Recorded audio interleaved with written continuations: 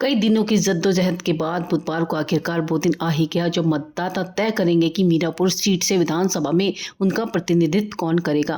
प्रचार थमने के बाद जहां मंगलवार को 151 मतदान केंद्रों पर बनाए गए 328 बूथों के लिए पोलिंग पार्टियां रवाना हुई, वहीं बुधवार को होने वाले मतदान से एक दिन पूर्व प्रत्याशियों की सांसें मतदाताओं के उलझे गणित के कारण अटकी दिखाई दी। उधर गेंद अब मतदाताओं के पाले में है, वो बुधवार को साइकिल दौड़ाएंगे या फिर नल से पानी निकालेंगे। पतंग की उड़ान को मतदाता किस ऊंचाई तक ले जाएंगे या मतदाता केतली में कितना उबाल लाएंगे। बताते चलें कि सोमवार को चुनाव प्रचार का अंतिम दिन था। मंगलवार को चुनाव संपन्न कराने के लिए नवीन मंडी स्थल से पोलिंग पार्टियों को रवाना किया गया। मीरापुर सीट पर कुल 11 प्रत्याशी मैदान में है। इनमें बात अगर राजनीतिक दलों से जुड़े प्रत्याशियों की जाए तो मुख्य रूप से भाजपा रालोद की संयुक्त प्रत्याशी मिथिलेश पाल, इंडी गठबंधन से सपा प्रत्याशी सुम्बुल राणा, बसपा प्रत्याशी शाह नजर, आसपा प्रत्याशी जाहिद हुसैन व AIMIM प्रत्याशी अरशद राणा ताल ठोके हुए हैं। इनमें भी मुख्य मुकाबला भाजपा रालोद की संयुक्त प्रत्याशी मिथिलेश पाल व इंडी गठबंधन से सपा प्रत्याशी सुम्बुल राणा के बीच होने की संभावना व्यक्त की जा रही है। इनके बीच होने वाले मुकाबले का गणित विशेष तौर पर AIMIM के प्रत्याशी अरशद राणा बिगाड़ेंगे। एक दिन पूर्व उनके समर्थन में आए पार्टी सुप्रीमो असदुद्दीन ओवैसी ने जिस तरह से माहौल को बदलने का प्रयास किया,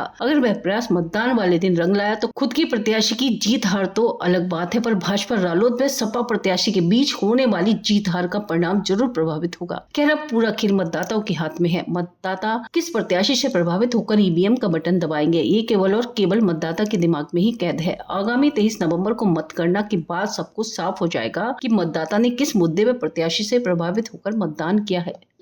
देखिए, आप सभी जानते हैं कि जो जनपद मुजफ्फरनगर की मीरापुर विधानसभा है, उसका उपनिर्वाचन हो रहा है और आज हमारी पोलिंग पार्टियां यहाँ मंडी परिसर कुकड़ा से रवाना हो रही हैं।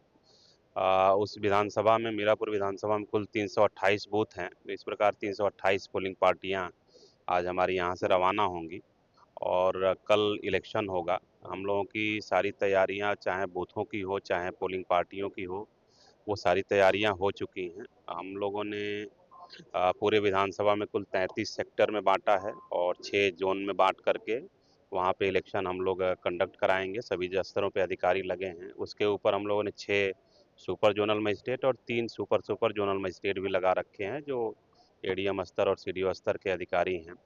तो इस प्रकार से हम लोगों ने तैयारियां की है। 164 बूथों पे हम लोग वेबकास्टिंग भी करा रहे हैं, जिसपे कि लाइव मॉनिटरिंग आयोग द्वारा किया जाएगा और 57 पोलिंग सेंटर्स पे हमने वीडियोग्राफर्स भी लगाए हैं और 95 पोलिंग सेंटर्स पे माइक्रो ऑब्जर्वर की तैनाती की गई है, जो माननीय प्रेक्षक महोदय को डायरेक्ट रिपोर्ट करेंगे। तो हम लोग की तैयारियां पूरी हैं, अच्छे से कराएंगे हम लोग इलेक्शन।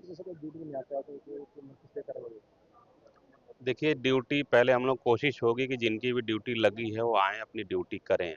अगर कोई भी ड्यूटी अगर पे नहीं प्रेजेंट होता है तो जो उसमें हमारी माननीय आयोग के निर्देशानुसार जो वैधानिक कार्रवाई होती है वो की जाएगी।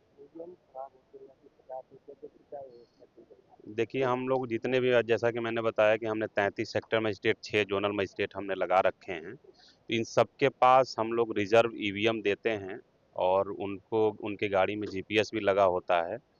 तो जैसे ही किसी बूथ पे किसी भी तरह के EVM में परेशानी की शिकायत आती है तो उनको भेज करके हम लोग पहले तो चेक कराते हैं। अगर ठीक होने लायक रहता है ठीक कराते हैं, अगर ज़रूरत पड़ता है रिप्लेसमेंट की तो हम लोग जो प्रक्रिया है उसके तहत रिप्लेसमेंट भी कराते हैं।